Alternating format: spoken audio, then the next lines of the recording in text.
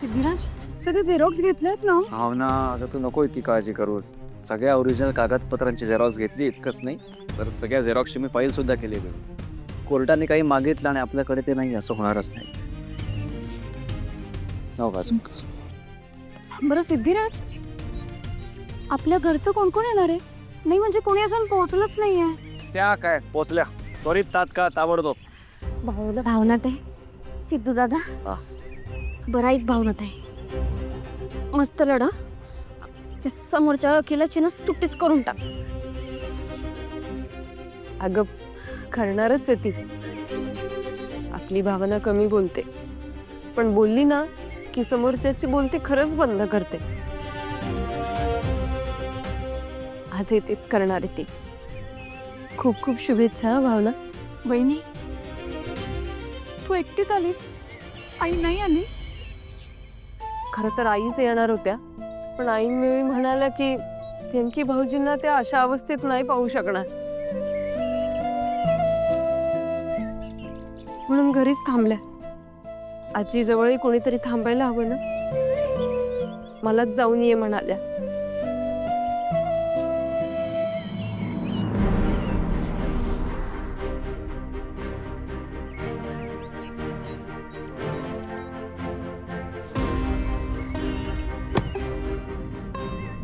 वेंकी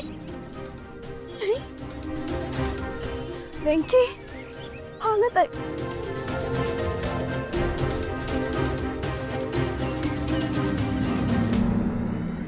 आरती वहिनी प्लीज तुम्ही सगळे असे खसून नका जाऊ. या दृश्याचा वापर आपण केस लढण्यासाठी करणार. जेव्हा केव्हा आपल्याला वाटेल की आपण कमी पडतोय, आपण खसून जातोय ना, आपल्या डोळ्यासमोर फक्त वेंकी दादाला ठेवायचं आहे आणि ही केस एकजुटीनेच लढायची. प्लीज पुन्हा कोणी असं म्हणू नका की आपल्या केसचं काय होईल, आपल्याला जमेल का. आणि या सगळ्याची ऊर्जा फक्त आणि फक्त एकाच व्यक्तीकडनं येते आणि ती म्हणजे माझी सुपर सासू. आणि माझी सुपर सासू काय म्हणते की नेहमी पॉझिटिव्ह बोलायचं, एकदम सकारात्मक. कारण वास्तू तथाच तू म्हणत.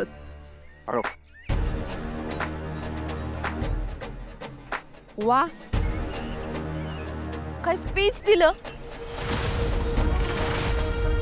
असं वाटलं तुम्हीच केस जिंकलात.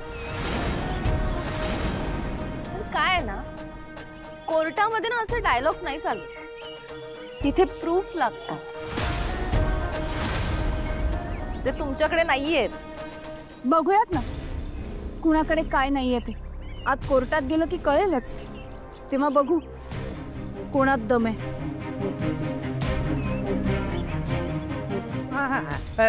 मी वकील झाडभोके. माझी तुमच्या पक्षाकडून नेमणूक झाली आठवलं.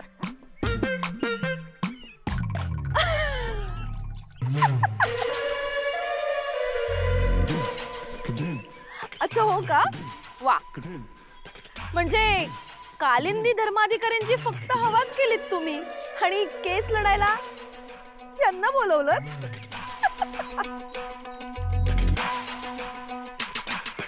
त्याचं काय आहे, आमची परिस्थिती नाही म्हणून सरकारनंच दिलेत आम्हाला वकील.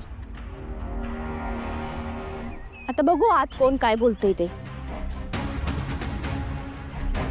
आणि कसं आहे ना ताई, पुस्तकाचं वरवरनं बघून नसतं ठरवायचं की त्या आतनं कसं आहे, नाही का. बघूया आपण आत कोण काय बोलतोय ते. हो हो हो दिसतंय ते. उद्या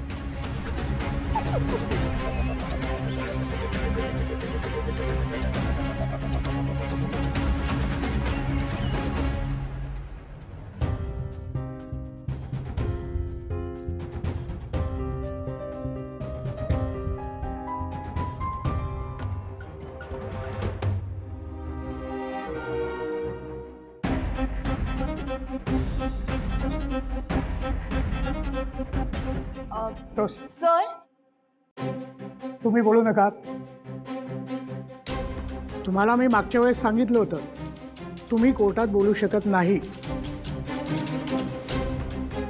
आरोपीचे वकील कुठे आहेत? पण सर, हे बघा, प्लीज तुम्ही बोलू नका. तुम्हाला कोर्टाने वकील दिलाय ना, ते बोलतील. जसे मी आहे यांचा वकील. हा मग तुम्ही ओपनिंग करा. मी हो म्हणजे नाही म्हणजे मी काही बोलत नाही. मी हे देतो. हा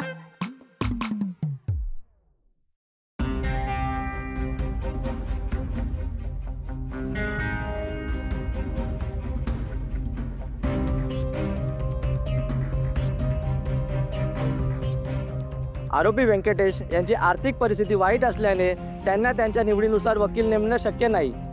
आरोपी मुका व बहिरा असल्यामुळे त्यांना इंटरप्रिटरची गरज आहे. इंटरप्रिटर म्हणजे दुभाषी.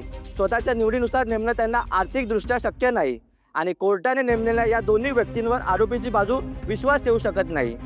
कारण सत्ता आणि पैसा या दोन्हीच्या जोरावर काही लोक आरोपीला निर्दोष सिद्ध करायच्या लढ्यामध्ये अडथळा आणत आहेत.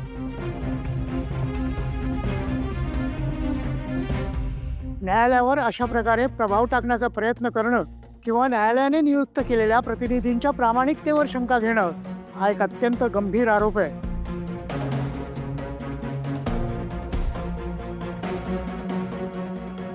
असा आरोप केवळ भावनिक आधारावर किंवा शंकेवर आधारित नसून कायदेशीरदृष्ट्या ग्राह्य धरला जावा यासाठी आरोपीच्या बाजूने ठोस पुरावे सादर करणं बंधनकारक आहे.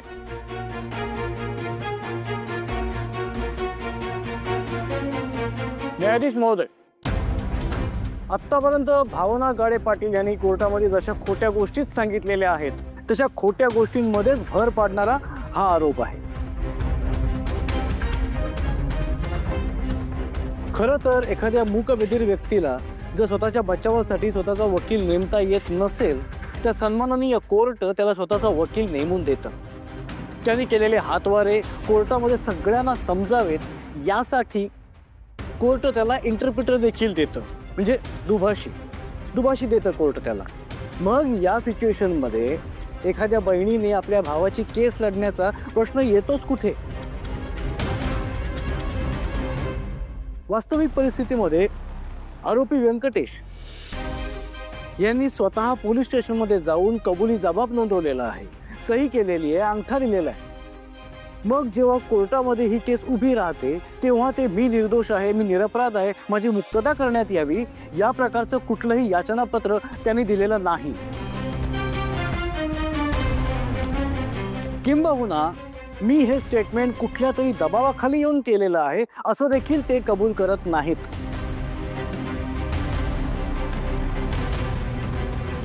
मग या परिस्थितीमध्ये न्यायाधीश महोदय, ही केस उभी राहण्यामध्ये अर्थच काय आहे?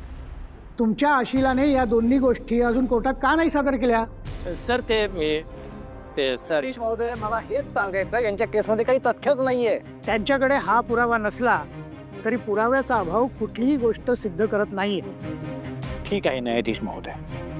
न्यायाधीश महोदय, मला आरोपी वेंकीला काही प्रश्न विचारण्याची अनुमती मिळावी. प्रोसीड. धन्यवाद.